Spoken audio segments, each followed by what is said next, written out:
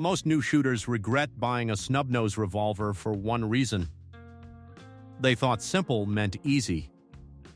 And that mistake costs them.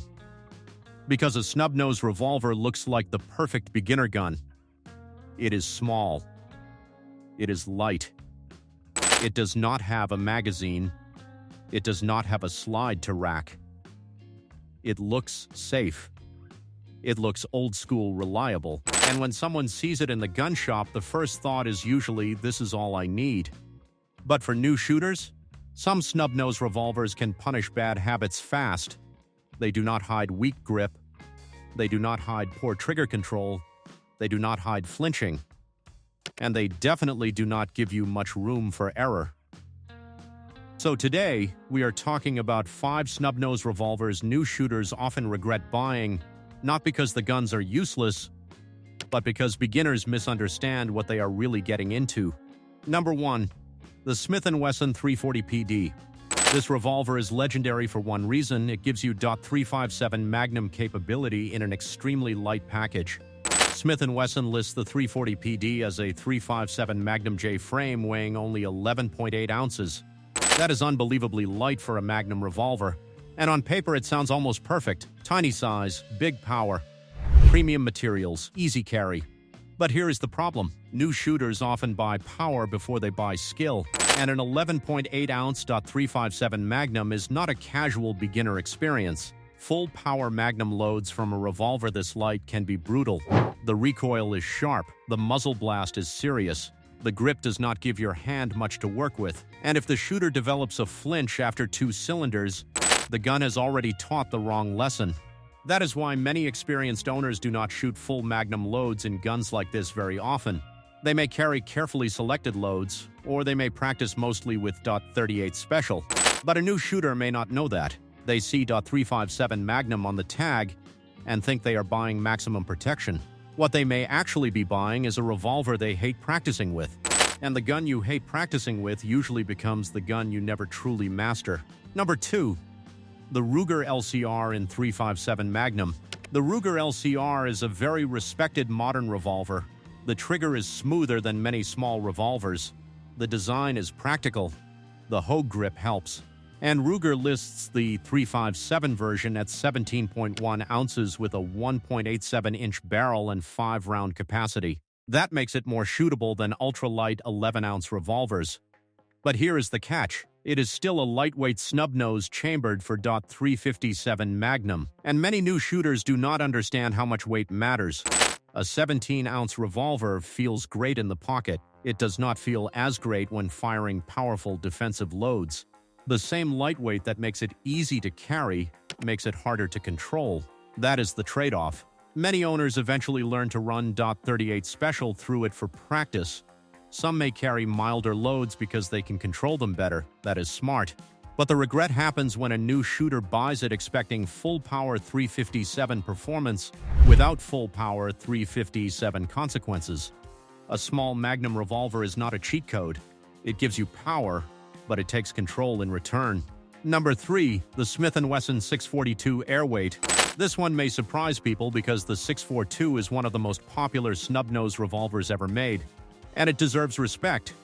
Smith & Wesson lists the Model 642 no internal lock at 14.4 ounces with a 1.875-inch barrel and 5-round capacity. It is light, hammerless, simple, and easy to carry.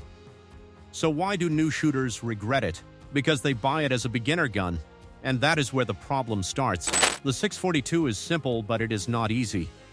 The trigger pull is long, the sights are small, the grip is compact, the gun is light, and because it is double action only, the shooter has to learn proper trigger control from the beginning.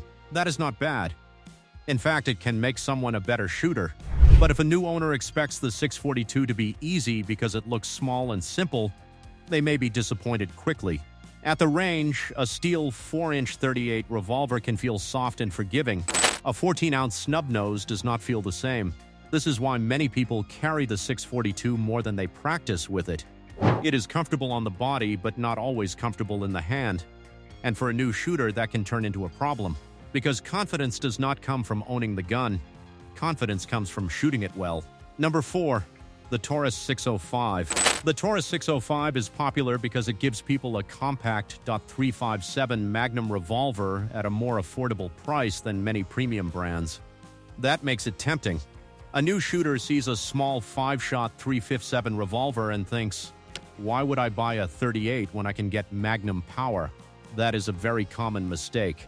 The 605 can make sense for the right person.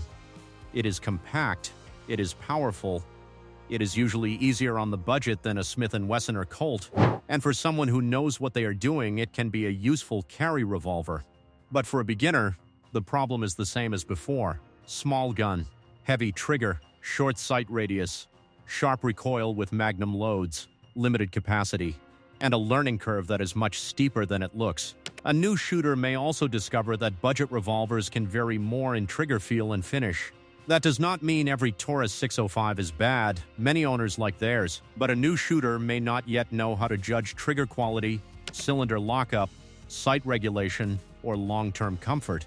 So the regret is not always I bought a bad gun. Sometimes the regret is I bought too much gun too early. Number 5, the North American Arms Mini Revolvers. These little revolvers are fascinating. They are tiny, they are well known, they are easy to hide, and many people buy them because they look like the ultimate backup gun. But for new shooters, they can be very misunderstood. A mini revolver is not like a normal snub nose. The grip is extremely small, the sights are minimal, the manual operation is slower, the gun is usually single action, meaning the hammer must be cocked for each shot, and because the gun is so tiny, it requires careful handling and real practice.